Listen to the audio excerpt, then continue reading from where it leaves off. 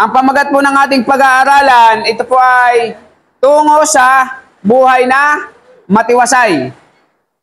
So, kailangan po sa ating mga anak ng Diyos ay malaman po natin kung paano tayo mamumuhay ng mayroong katiwasayan. Pag sinabing katiwasayan, malayo sa gulo, ano po, tahimik na buhay, kompleto sa lahat, kahit hindi mayaman, ay hindi naman po nagdarahop sa biyaya ng ating Panginoon.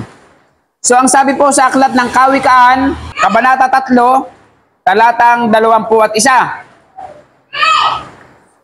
Ang sabi po ay ganito, aking anak, karunungan at hinahon ay huwag mong iwawala. Ito daw po ay isa sa tungo sa pamumuhay na matiwasay. Ang sabi dito, kailangan maging marunong daw po tayo bilang mga anak ng Diyos. Pag sinabing marunong, maging matalino po tayo sa ating buhay.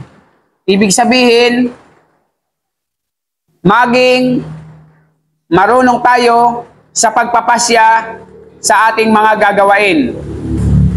Upang sa gayon ay magkaroon po tayo ng katiwasayan sa ating buhay. Pangalawa, ang sabi dito, at hinahon ay huwag mong iwawala. So, kailangan din daw po maging mahinahon tayo sa bawat araw.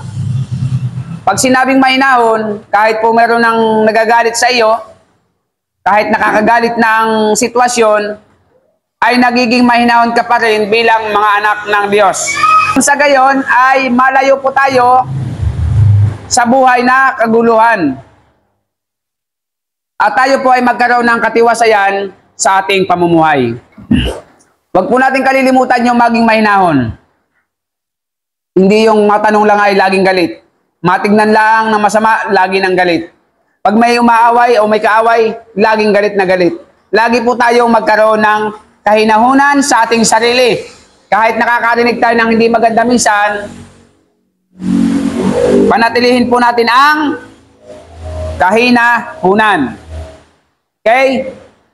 Huwag pabayaang makalpas sa isipan at gunita. So, ang kahinahunan daw ay lagi dapat nasa ating isip na kahit po nakakagulo na ang pangyayari, kahit may kaguluhan na, ay lagi po tayong natututong maging mahinahon.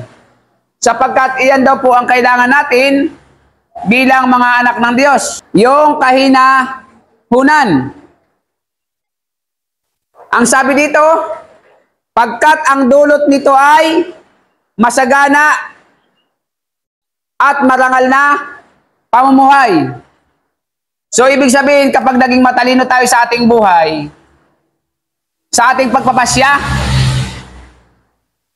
naging marunong tayo sa ating pamumuhay, naging matalino sa ating pagpapasya, ang dulot daw po nito ay masaganang pamumuhay. So, ibig sabihin, kung gusto po nating maging masagana ang ating pamumuhay, maging matalino po tayo sa ating bawat mga gagawain. Magbibigay po ito sa atin ng karangalan. Kaya bilang mga anak ng Diyos ay maging po tayong matalino sa buhay natin. Huwag po nating sasayangin ang ating oras, ang ating panahon. Ang sabi nito, sa lahat ng iyong lakad, wala kang aalalahanin. Kapag naging matalino daw po tayo, magiging kampante tayo sa bawat gagawin natin. Ibig sabihin po ay wala tayong aalalahanin sa ating buhay kapag tayo ay nagkaroon ng katalinuhan sa ating sarili. Ang sabi dito, ang landas mo ay hindi matatalisod. Ibig sabihin, hindi ka mapapahamak, hindi ka mabubuwal sa iyong paglalakad, sa iyong pamumuhay, hindi ka po matatalisod, hindi ka mapapahamak sapagkat ikaw ay may karunungan. Kapag ang isang tao ay matalino, mahirap pong mapahamak yan. Kapag ang isang tao ay matalino, hindi po yan basta-basta napapahamak. At hindi po yan napapahamak sapagkat alam niya po ang kanyang nilalakaran. Sa lahat ng iyong lakad, wala kang aalahanin at sa pagtulog mo'y masarap at mahimbing. Bilang mga anak ng Diyos, kapag tayo daw po ay lumalakad sa karunungan, maging sa pagtulog daw po natin ay magiging mahimbing ang ating pagtulog.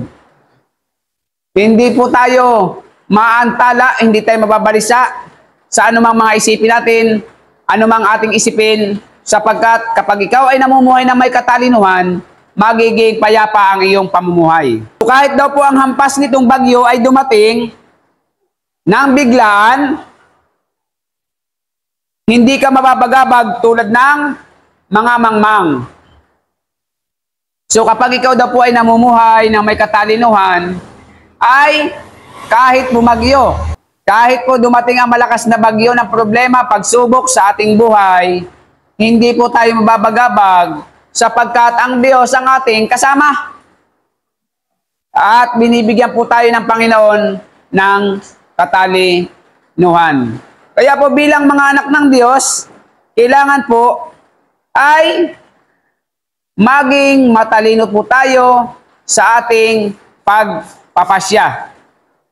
Pag-aralan, pag-isipan ang ating mga gagawain bago po nating gawain upang bandang huli hindi po tayo magsisi at magbigay pa ito sa atin ng karangalan at magbigay po ng maganda at matiwasay na pamumuhay sa bawat isa sa atin bilang mga anak ng Diyos. So ang Panginoon ay nagpapaalala sa atin na tayo ay mamuhay ng may takot sa Diyos at upang sa gayon tayo po ay bigyan ng Diyos ng buhay na matiwasay. Tayo po tumayo, tayo manalangin. Panginoon, salamat po muli o Diyos ng marami sa iyong biyaya, sa pag-iingat sa amin. Salamat Panginoon sa natapos po naming pag-aaral ng inyong mabuting balita. Nawa o Diyos ay tumanin po sa puso't isip namin na kami ay mamuhay ng may karunungan upang magkaroon kami ng katiwasayan sa aming buhay. Patawarin niyo po kami sa lahat ng aming kasalanan, sa isip, sa salita at sa gawa, malaki man o maliit, hayag man o diyayag, sinasadya man po o Diyos o hindi, at kung paano kami iningatan sa isang linggong nakalipas, mas lalo tigit sa isang linggong aming harapin. Pagpalain niyo po ang aming mga kapatid na wala dito, at sa susunod makapagsama-sama po kami. Salamat po ng marami sa inyong lahat ng kapurihan, sa pangalan ni Jesus. Amen.